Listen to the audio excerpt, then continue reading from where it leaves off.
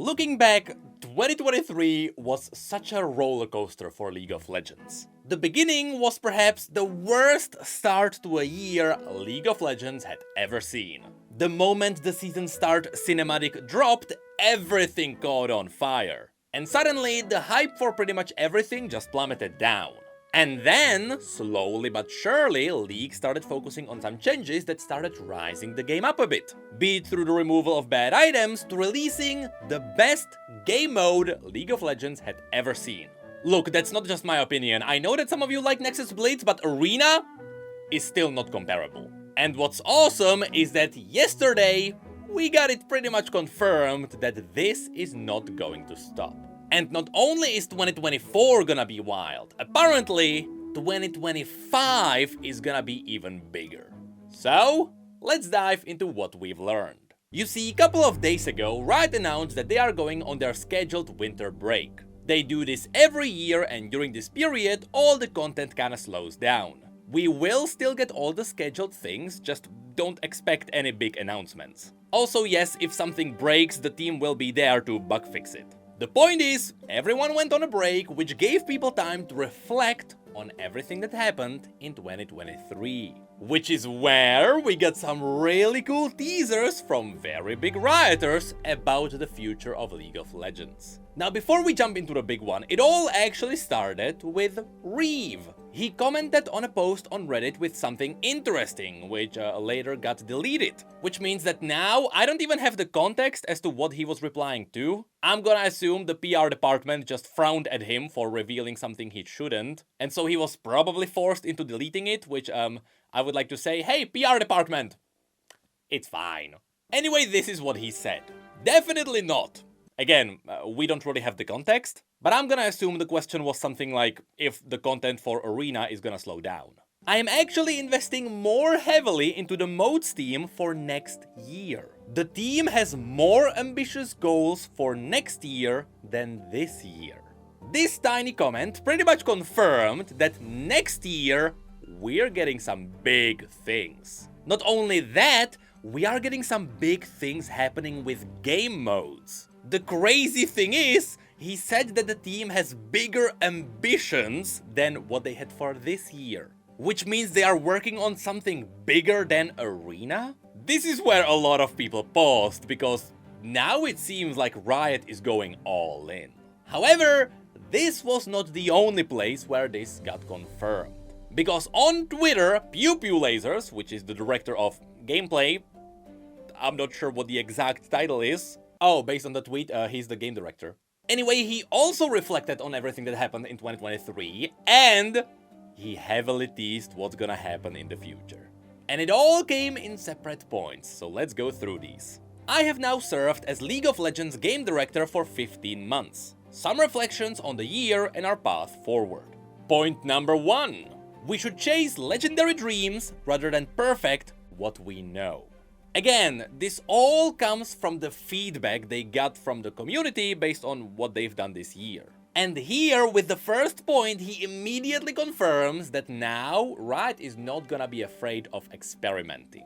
Aiming for something amazing and fun has far more value than shipping something that's flawless. This is awesome to hear from writers themselves, because the community kinda knew about this for a while. My prime example is still gonna be Odyssey.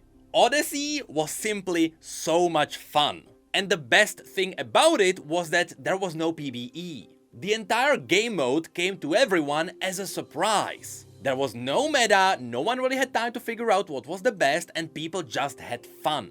A really cool correlation with this is actually the recent update for World of Warcraft. They are just releasing new things without PvE on purpose so that no one can actually break the meta. Or rather, break apart the meta. The meta is being broken constantly. Anyway, the point is, when Odyssey came out, it was amazing, but it was a buggy mess. Yes, all the biggest flaws were fixed in the first 2 days. Did anyone really care? No, people far more valued the fun over the bugs. Like, we couldn't even unlock new augments in the first day and people still didn't care. Because the fun of a crazy idea is what the community had always wanted. I'll take wacky fun over tryharding any day of the week. Which is something Pew Pew Lasers dives into next. Point number 2. Fun over fair. Change over inertia. Journey before destination. This one has multiple meanings, but basically it means, yes, League of Legends needs casual fun. And again, I am by far not the only one who thinks this. You'd be surprised how many League of Legends content creators came back to the game with Arena. And yeah, I can give you specific examples. Because after a number of years, everyone will eventually get fed up with the competitiveness. This actually happens in every game, and it is the prime reason why people quit games at all. And there is not a better example than League of Legends. So again, this shift towards fun over competitiveness is one of the best moves Riot can make right now. It is no secret that over time, as League of Legends is losing players because it's natural, it has hard time getting new players in because it is missing this pure fun component. League is a game you dive into because you want to compete. That has been the core of the game for many years. And if someone doesn't want to compete, it may be hard for people to find something fun in it. Well, it seems like that's being fixed. And it seems like it will be fixed quickly, because that's what he probably meant with the journey over destination. The journey means that they will just push out updates, see what people like, and then fix it later. I mean, this is what they've done with Arena. They released Arena, they got feedback on it, and then they re-released it better. And this is the exact approach we need. So again, massive points for Riot there. So next, point number 3. Our players are very different from each other and grow more so each year. Now this one could mean a whole lot of different things. From the fact that some people like the competitive side, some people want fun, some people are whales that collect all the skins in the game, while other people are whales who only collect the most expensive skins. But the majority is still free to play, let's not forget about that one. But the main point here is that there are different people that wanna see different kinds of gameplay in League of Legends. Which again is something that would be fixed through different game modes. So this is something we'll just have to wait for and see if Riot is gonna figure it out. So next, point number 4. No matter how skilled or how grumpy, everyone loves to be surprised and delighted. Now here, I hope Riot is trying to tease that they will do less things on PvE. Again, over time and over the time we've seen in other games, people like PvEs less and less. Because technically they keep spoiling what's gonna come into the game. And by the time it gets into the game, everything is already figured out. There is no element of surprise for those who don't play on PvE. With that said, yes, it is great to be surprised and delighted if there are no leaks. Leaks still ruin everything, even if every now and then they make things funny. But yes, I still hate leaks. Leaks are dumb, don't leak anything. You're ruining it for everyone else. So next, point number 5. Current plans are just noise without a long-term vision. A vision can't be realized without succeeding now.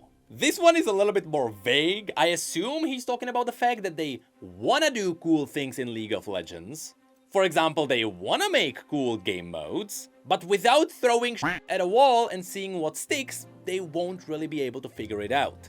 I assume this is what he's talking about here. They first need to try things and see what is going to succeed before they can commit into bigger projects. Who knows, maybe this is what Reef was talking about in his comment. Maybe Arena was just an attempt at something cool as they were preparing for something bigger. Look, maybe the ambitions for next year are actually gonna be a full proper PvE, with roguelike elements from Arena. Enough with the copium, on to point number 6. Writers care more than players think. We know about this one. Many people still don't. Players care more than we can fathom. I kinda learned about that one too. Every time I attended an event, this is reinforced. Yes, I kinda learned about this as well by my own investigations. Yeah, the world is crazy out there. On to point number 7. Writers are legit scared of letting players down. This is both good and bad, and is reinforced by social media. Yes, this is why every time something bad happens and it is not intended to be bad, so many writers just lock up their social media accounts. Because the threats are still frequent, it happened very recently again, and I don't think it's gonna stop because League of Legends players are crazy. Trust me, I've been there, although I've always been in the good camp because what I always freaked about was just the stories and the lore and oh boy, those were crazy times. But we never threatened anyone, that is scummy.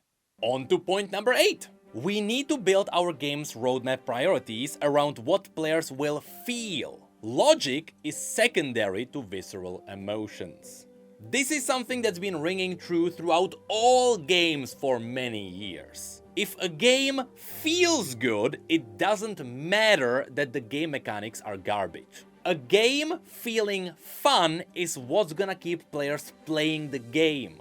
You want to have moments where the game feels broken because that's when you feel like you are doing things you're not supposed to be able to. You would be surprised how many games have these moments in them purposefully, where things feel broken and they feel fun even though that is actually the point.